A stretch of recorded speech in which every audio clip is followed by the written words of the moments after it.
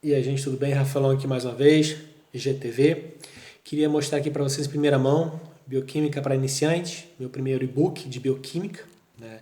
E eu queria falar um pouquinho sobre o que consta nesse e-book. Aqui eu botei, claro, em resolução um pouco menor para poder aparecer aqui em toda a página, mas claro, vocês vão receber um produto de página inteira, um PDF completaço, né? Então tá aqui, eu queria só destacar um pouquinho alguns detalhes, um capítulo inicial sobre toda a relação do trato gastrointestinal com a absorção desses nutrientes, a absorção em intestino delgado, em intestino grosso, a biodisponibilidade, a competição desses nutrientes. Então, existe um destaque inicial para isso.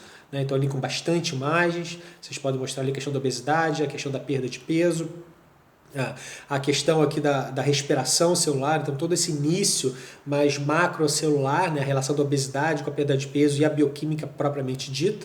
Né? Mais para frente ali a gente vai discutir num outro capítulo a estrutura de carboidratos das suas estruturas fundamentais, né? A glicose, os aminoácidos e os ácidos graxos. Então tem aqui umas imagens, aqui no caso a imagem dos aminoácidos das suas estruturas fundamentais. Está aqui a imagem dos triglicerídeos, do acilglicerol, do ácido graxo, do glicerol, a forma de armazenamento aqui numa imagem mostrando ali o glicogênio muscular, o glicogênio hepático, que futuramente vai ter um capítulo específico sobre isso aqui no nosso e-book. Depois disso, que nós temos o fechamento ali, uma discussão um pouco mais recente, de uma forma diferenciada, assim por assim dizer, da pirâmide alimentar, dando meu ponto de vista bioquímico, o que a literatura tem a dizer sobre o assunto. Né? E depois começamos ali. Falamos aqui sobre regulação hormonal, principalmente insulina, glucagon, adrenalina, cortisol. Então, uma discussão de como o organismo ele recebe esses nutrientes e que sinalizações hormonais básicas ele se propõe a fazer para absorver, para transportar, para utilizar, para guardar como músculo, como gordura, como glicogênio. Então, que sinalizações são feitas? Tem uma discussão muito importante nesse capítulo. Seguindo adiante, para onde vai esses nutrientes? Então tá ali, né? O estado alimentado, o estado de jejum, o jejum prolongado, tecido hepático, células vermelhas, tecido cerebral. Como é que nós conseguimos utilizar carboidratos, no caso da glicose, aminoácidos e ácidos graxos, nesses tecidos, dependendo dessa sinalização hormonal previamente discutida.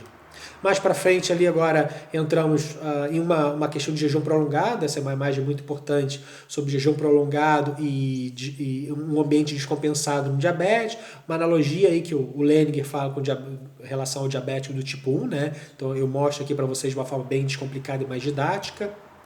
Tem mais ali na frente, o papel mitocondrial, né? Então toda a discussão da respiração celular está aqui, as mitocôndrias e toda essa discussão. Alguns exemplos de algumas patologias clínicas estão aqui relacionadas ao excesso de energia ou a baixo fomento, por exemplo, as doenças hipercatabólicas como câncer e a obesidade como uma doença altamente anabólica, uma doença inflamatória anabólica. Qual o papel da mitocôndria na questão aqui de fornecimento ou de déficit energético? Né? Então mais para frente nós temos classicamente o ciclo de Krebs, então tá ali vamos discutir o ciclo de Krebs passo a passo de uma forma muito didática, as vitaminas e os minerais necessários a isso. Seguindo adiante, bastante informação, ciclo de Krebs, muita coisa.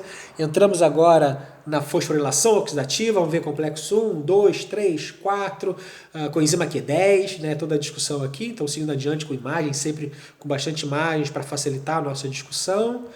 O que mais temos? Entramos agora aqui na via glicolítica, então vamos falar da glicose, respiração celular aeróbica, né? Classicamente, aqui vamos falar da anaerobiose da glicólise, que é o único nutriente que faz anaerobiose e a glicólise.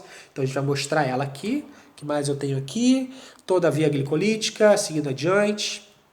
Eu tenho agora o metabolismo dos lipídios, oxidação, a beta-oxidação, comentar um pouco sobre a gama e a alfa-oxidação também, né? Como que se produz energia de gorduras pares e gorduras ímpares. Então existe uma discussão aqui, o tamanho dessas gorduras, então tá lá, né? Como é que a gente utiliza essas gorduras no corpo, com muita imagem para facilitar a discussão.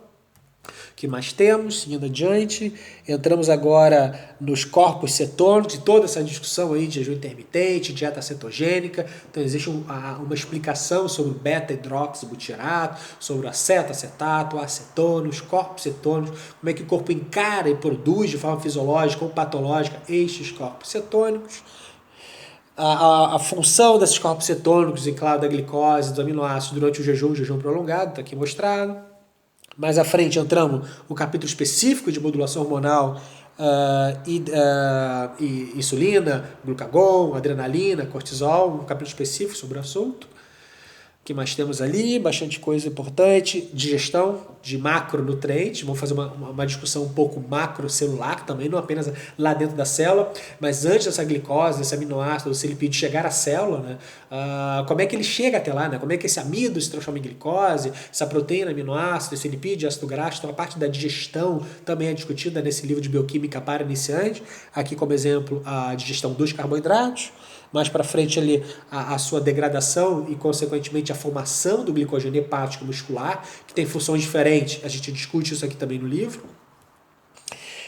Algumas regulações, né? Muito carboidrato, pouco carboidrato, exercício, estresse, sono, como que o glicogênio age nestas sinalizações ambientais. A sua regulação, a regulação do glicogênio. Gliconeogênese, como é que se produz gordura? Como é que se produz glicose a partir de compostos que não são carboidratos, glicerol, né, que vem lá do metabolismo lipídico, é um exemplo, aminoácidos, lactato. Então a gliconeogênese está discutida aqui, num capítulo também com bastante imagens, bastante didático, para vocês entenderem melhor o processo. Está aqui as imagens, todas elas explicadas. Então, bastante discussões a respeito disso, né? Claro, textos aqui como na página, mas também imagens, para facilitar essa relação, né, teoria e prática. Esse capítulo aqui, a digestão dos lipídios, como eu comentei com vocês, temos um capítulo específico para isso, falando de quilomicrons, LDL, se são hidrofílicos, hidrofóbicos, tamanho de cadeia e solubilidade. Então existe essa discussão nesse capítulo. Mais para frente ela toda a discussão, né, da absorção dos lipídios com imagens, né, uma imagem bonita aqui do transporte do uso dos quilomicrons.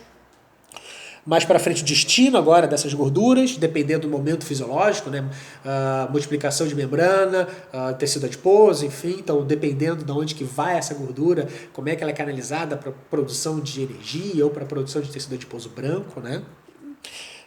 Mais para frente, então, a forma de estoque dessa gordura, a questão do colesterol, dos triglicerídeos, essa discussão que se tem se LDL é heterogênico ou não é, a questão do LDL oxidado, então a gente vai ponderar aqui nesse livro também, está discutido.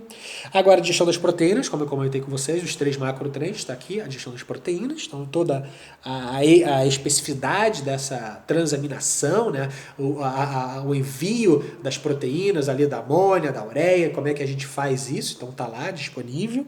Então tá aqui toda a digestibilidade, os transportes ali, né, dependente de sódio, dependente nesse caso específico de sódio, né, especificamente, ou segundos mensageiros, né, para fazer a entrada e a saída desses nutrientes na célula.